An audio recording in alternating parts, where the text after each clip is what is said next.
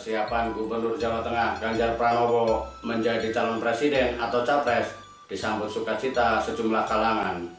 Meski masa jabatannya masih lama, yakni sampai 5 September 2023, namun tidak ada pihak yang nyinyir atau pemberitaan negatif.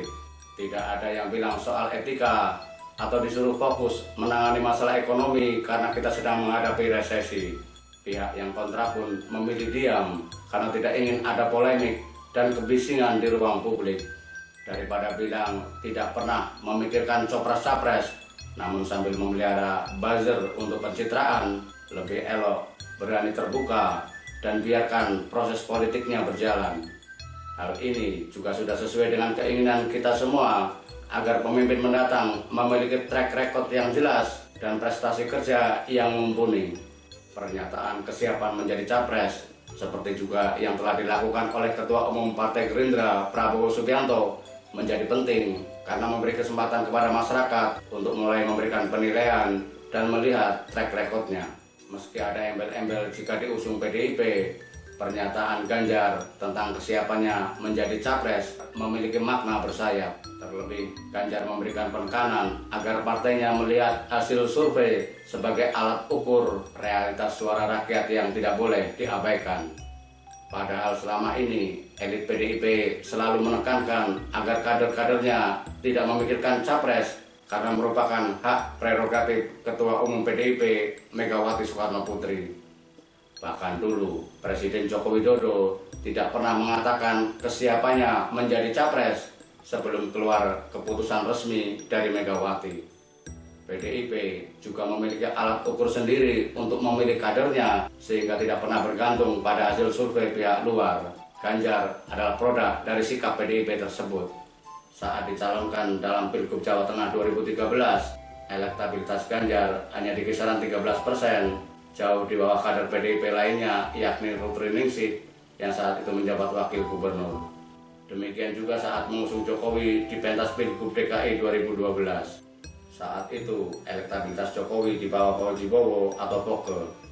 Hal ini juga sering disinggung oleh Sekretaris Jenderal PDIP Hasto Kristianto. Sebab fakta berbicara, mayoritas hasil survei yang dirilis media tidak linier dengan realcon. Elit PDIP tentu paham dengan kinerja lembaga-lembaga survei tersebut. Keberanian Ganjar dalam tanda petik mendikte Megawati agar juga melihat hasil survei dalam menentukan capres yang akan diusung PDIP cukup mengejutkan. Pernyataan Ganjar seperti membenarkan serangan Ketua DPD PDIP Jawa Tengah Bambang Pacul Wuryanto bahwa Ganjar memiliki tim medsos yang bertugas menaikkan elektabilitas, lalu dengan modal elektabilitas tinggi berharap dapat rekomendasi nyapres dari partai.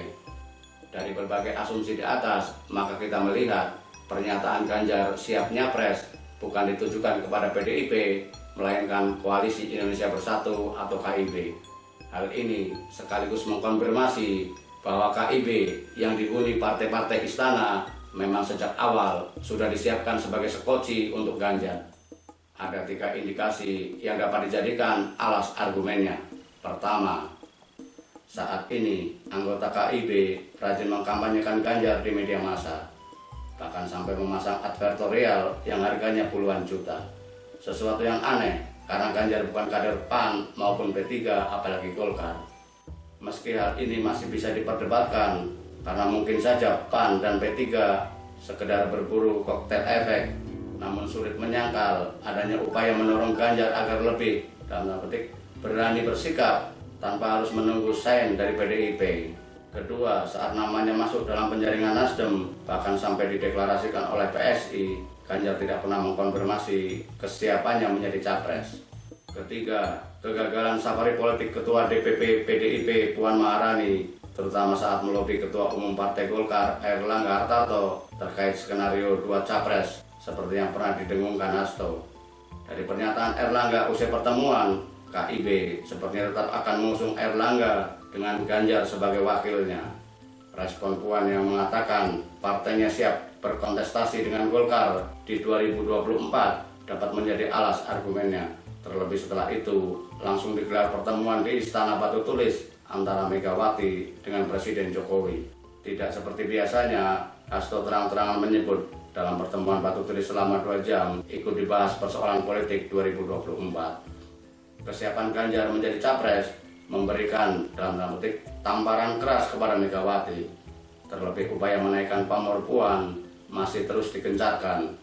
Saat ini meski agak lambat, elektabilitas ketua DPR itu mulai merangkak. Jika benar kesiapan Ganjar nyapres karena buayan KIB, maka ini menjadi PR serius bagi Megawati. Fakta menunjukkan sulit bagi Megawati mengikuti kemauan kadernya yang telah keluar jalur. Megawati justru tidak pernah ragu-ragu memecat kader hebat yang dianggap mbalelo seperti Ruth Ningsih, Roy B. Janis, dan lain-lain. Kini Megawati harus mengatur strategi agar PDIP tidak menari di atas gendang KIB, terutama Golkar.